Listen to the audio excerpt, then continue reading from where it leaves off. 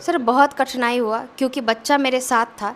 एक माँ होने के नाते एक बच्चा को साथ रख के पढ़ाई करना कितना मुश्किल होता है वो हम लोग जानते हैं, और इतने दौर से गुजरना, बीएड करना, बच्चा मेरा बहुत छोटा था, फिर सीटेट करना, फिर एस्टेट करना, फिर बीपीएससी करना, और लोग कहते हैं या उनका आरोप है कि इसका संबंध इससे है, इसका संबंध इससे है।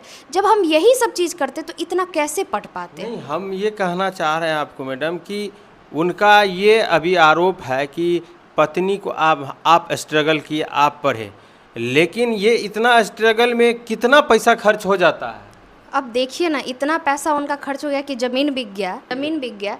आप खुद सोचिए कि बीएड में 1 से 1.5 लाख लगता है, जिसमें हम सरकारी एंट्रेंस को उनको लग रहा है कि आना जाना कॉपी की सब चीज़ मान के चल रहा है, लेकिन 1.5 लाख के लिए उनको 10 लाख 20 लाख या कितने का ज़मीन बेचना? तो 1.5 कट्ठा जो ज़मीन वो बेचे, वो कितना का ज़मीन होगा?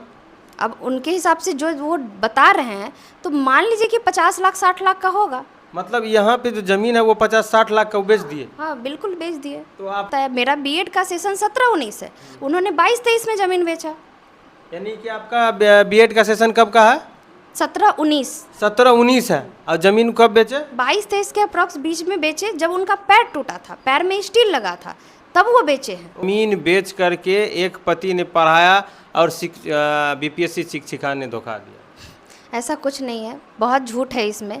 वो तो पहले बोले कि हम मज़दूर हैं, बोले, उसके बाद बोले कि हम फोटोग्राफ़र हैं, उसके बाद वो बोले, जब हमने सामने रखा कि वो एक लिपिक के पद पे है, तब उन्होंने एक्सेप्ट किया कि हाँ हम सरकारी कर्मचारी हैं। आप उनको ज्वाइनिंग कैसे मिला? उनकी माँ डेथ कर गई हैं, अनुकंपा पे उनका ज्वाइनिंग हुआ है।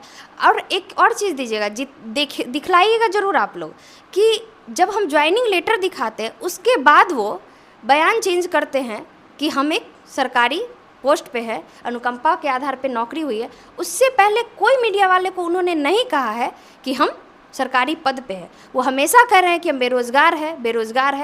हाँ, तो झूठ क्या है, सच क्या है, सबके सामने है।